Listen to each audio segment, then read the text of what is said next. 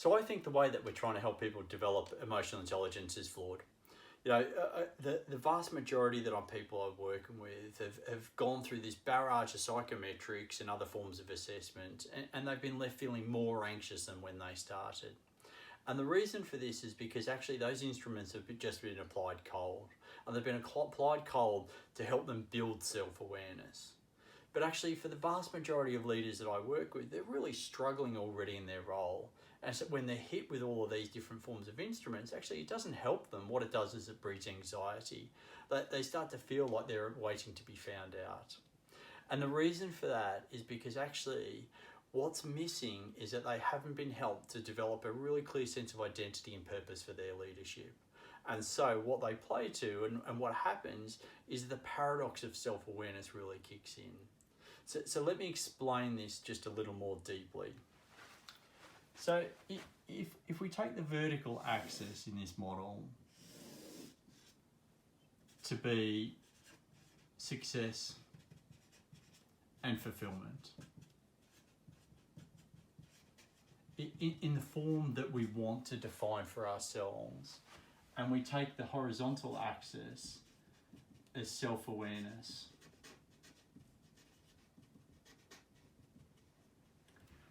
we start to recognize that there is a paradox, because actually self-awareness helps us up to a point, and let's call this point A. But actually past point A, what it does is it starts to get in our way, and it gets in our way down to the point, let's call that B. And it's only if we push past B that we actually move to this place where we start to achieve ultimately what happens at C. And I'll describe each of these points as we go. But actually, when we go from here to A, what that's called quite simply goal-focused. Goal-focused self-awareness. And it's those people who actually are aware enough that they know what they need to achieve, but not aware enough about the damage they're going to do to achieve it.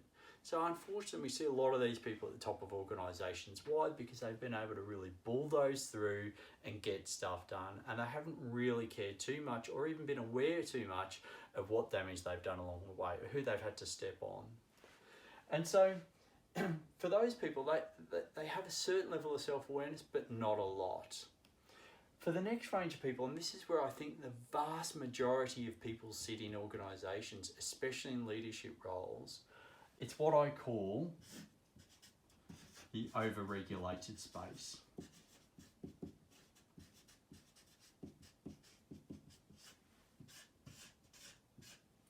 And the over-regulated space is where they've developed this self-awareness, which actually helps them be more aware of how they're showing up, the way people perceive them. But what they haven't developed is a clear sense of identity and purpose for their own leadership. And so what unfortunately happens for these individuals is that when they focus on their self-awareness, they take it relative to these people over there. They look at them and go, hang on, these goal-focused people, well, I look at what they're doing, and that's supposedly what success means in our organisation, but I don't want to be that. I don't want to be one of those people. And so they find themselves utterly confused. They find themselves in this place where through their self-awareness, they're sort of holding on to beliefs about what being a leader means, and holding on to beliefs that actually this is how they should be showing up and how they should be being. And so when we apply all these psychometric instruments, assessments, cold, actually what we're doing is we're not helping these people, we're blocking them, because we're still coming at it from a definition of a goal-focused self-awareness.